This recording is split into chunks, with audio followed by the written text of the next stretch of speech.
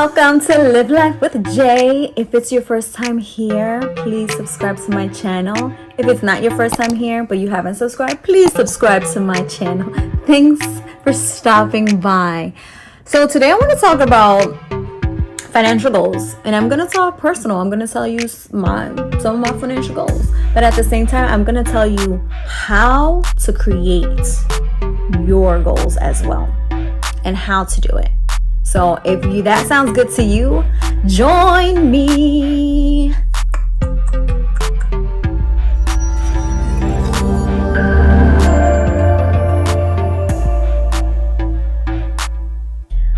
All right, if this is your first time, I'm Jay, and welcome to Live Life with Jay. If you haven't subscribed, please subscribe.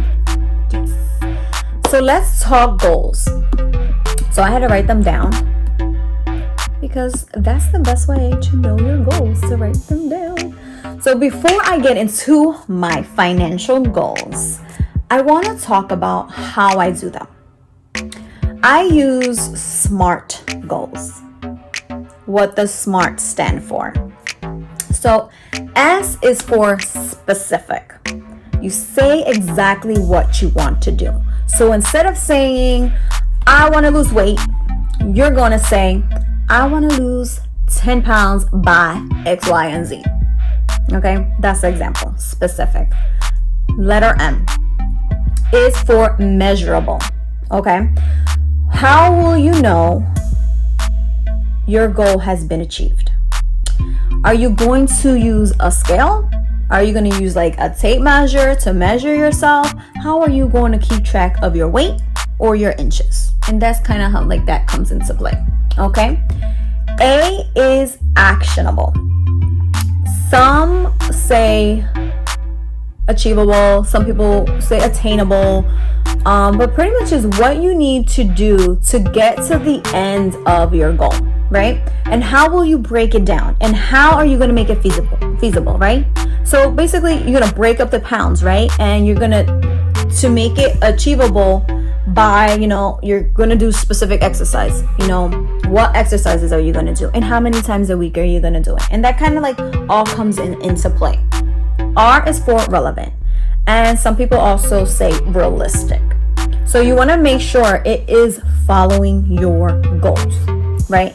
So if I will work out 30 minutes a day, specifically doing cardio 4 days a week, I will track my progress using a scale and check my weight once a week. It will help me to be more comfortable in my clothes. Like literally, realistic stuff. Be realistic with it. And T is time bound. Okay? You must give yourself a specific time that you want to complete your goal, okay? And at the same time, you're going to make it realistic, a realistic goal. So take everything I stated earlier and add lose 10 pounds within 10 weeks. So I need to lose 1 pound a week. And you add that to everything that I mentioned. And that's how you create your goals, okay? Originally, your goal was just to lose weight. But no, be specific, okay? Be specific,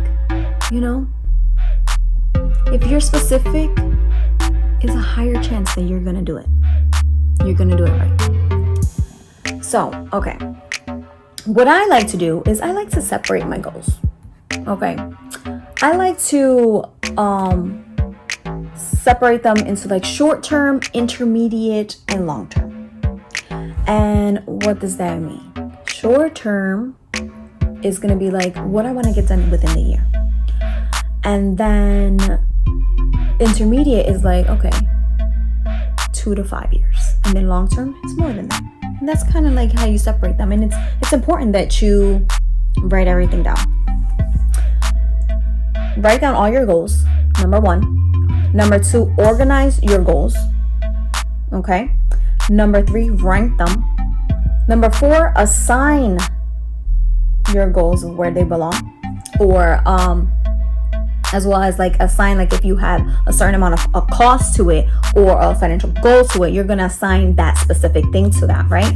And then 5, you're going to create a specific detail plan, similar to what I mentioned earlier about weight loss. Okay, why is this important? Because we need accountability. Like, we need accountability. And I think that when you do create these goals, you shouldn't do them by yourself. Or like if you do create them by yourself, share them with a person, an accountability partner. I'm not telling you share with everyone, because not everybody's rooting for you. I'm gonna be real. But share it with your accountability partner. Okay? They can hold you accountable at the same time. But the most important part is that you need structure to attain these goals. And that's why you're going to write them down. Okay? And when you write them down, hang it up so you can see it. Because you put it away somewhere, you're not going to see it. You're going to forget your goals. Put them up. Put them up on a vision board. Okay? Put them up. Put up the goals. So, you ready? You ready? I'm going to share with you. So, I am going to share with you some of my general personal goals. They're pretty general. So I didn't, for me, I'm going to do my SMART goals all see, but then we'll probably be here all day. So I'm just going to share my personal general goals so you get an idea of how to work on it on your own. So it's my general personal financial goals. Are you ready? Okay. I'm going to share with you my short-term goals. Okay. Number 1, I want to have 80% of my car debt paid off by the end of 2021. Okay. And I'm going to create a video to show you what I have left, because it's still a lot. It's still new. So I can share with you so you can hold me accountable. Okay. I'm going to do that. So what I would do, right, doing SMART goals, I need to break it down of like, how am I going to pay it? So what I would do is like, by the end of 2021, how many months is that from today? And I'll calculate the months, and then I'll go get my total, what I have left, and I'll divide that between the months I have left that I want to pay, right? The months that I want to pay it off by. Did I say that right? I hope so. So I'm going to get the total amount of my debts still owed and the amount of months I have to the end of 2021, because that's my end goal date to pay it. And I will divide that and see what's the amount going to be monthly. How would I get that amount is part of my SMART goals. If I didn't have that, if I can't put up that amount each month, then I may need to get a side hustle, because I need to figure something out. I have goals, right? And I need to hustle those goals, because if that's the date I'm giving myself, then, but again, I have to be realistic, okay? We have to be realistic. All right, my number 2 short-term goal. I want to be able to increase my income for a side business within the next 6 months by getting at least 1 client each month for financial coaching. By getting at least 1 client each month for financial coaching. Number 2. That was my number 2. Number 3. 2021. So 2021 is a little bittersweet for me. I'm going to be real. There's a lot of birthday milestones. I have family, family celebrating weddings, baby showers. So I know this will be an expensive year for me. I already know. So that means I have to create sinking funds for each one and create a digital envelope system. If you're not sure what that is, please check out my videos. I have a video on sinking fund and a video on the envelope system. So because I have so much going on, this is a goal that I have to tie into my budget and to see how much money I will need to apply to each sinking fund out of each check. So that is part of my short-term goals because I want to make sure that I'm a part of it and I'm celebrating with it. But I also have to make sure that I'm realistic and I'm creating a budget for it. And make sure that I don't pass the budget that I create for it. And that's what's most important too. So those are my 3 short-term goals for 2021. My intermediate goals. I want to have a fully funded 3 to 6 month emergency fund by the end of 2022. Yes, I do. Number 2, I want to create a sinking fund for my backyard, and I want it funded by 2023. My backyard is kind of like a blank canvas, and I just want to make it like an outdoor living space, but I need to save for it, so I need to create a sinking fund. But I will do that after my first major goal of paying off my car. My next goal is to be a full-time entrepreneur, and I would like to do that by then. I did not put a date on it, I just noticed that. Next, to start paying all my student loans by 2023, and I want to do that after my emergency fund. Typically, it isn't the way it is completed or done or recommended, but it's the way I want to do it. And since the car is the second to last debt and the student loans is my biggest debt, I just want to make sure that I'm financially secure. So I have personally made a choice to want to do my emergency fund before my last big debt. Hopefully you guys are not judging me on that, but it's my choice. And just like I say, this is a judgment-free zone. Please be judgment-free. I just personally just want to be extra protective. We don't know what's happening. Look what happened in 2020. We don't never know what's happening. And I'd rather be financially secure with an emergency fund before I continue to pay off my last debt.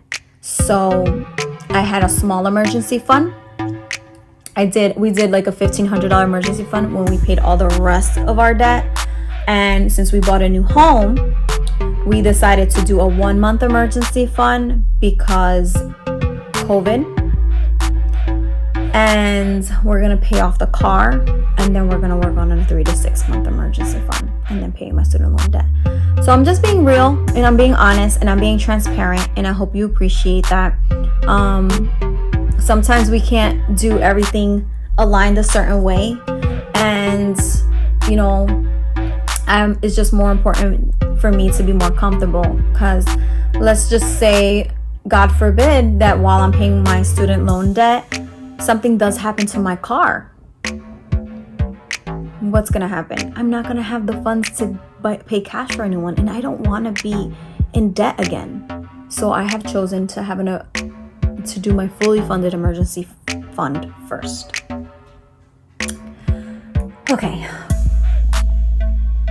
I want to start investing. I know the basics, but I need to learn more, and that will be in the process. And I also want to start my children's college fund. So those are on my intermediate financial goals. My long-term goals. All right, my long-term goals make me want to work harder. I just want to work harder. Like, I want to hurry up, if that makes sense. I want to hurry up and get there. So I have 4 long-term goals right now. And I probably have more, but this is what I put. I want to be 100% debt-free, including my mortgage. That's my long-term goal. Okay. I want a fully funded retirement. I want to live off passive income. And I just want to give. I want to give money to charities. I want to help people. I want to help more people. And those are my long-term goals. I want to get there. I want to live and give like no one else. Like Dave Ramsey says. I want to give like no one else. I wanted to live and give like no one else. I do.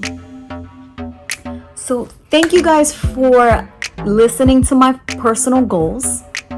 I told you that this channel is all about transparency. This channel is all about being real, and I'm sharing that with you, and I hope you enjoyed that. So thanks for watching, guys. If you haven't subscribed to my channel, please subscribe, like my video, share my video, and just feel free to comment. I will answer back to you. Thanks for watching, guys.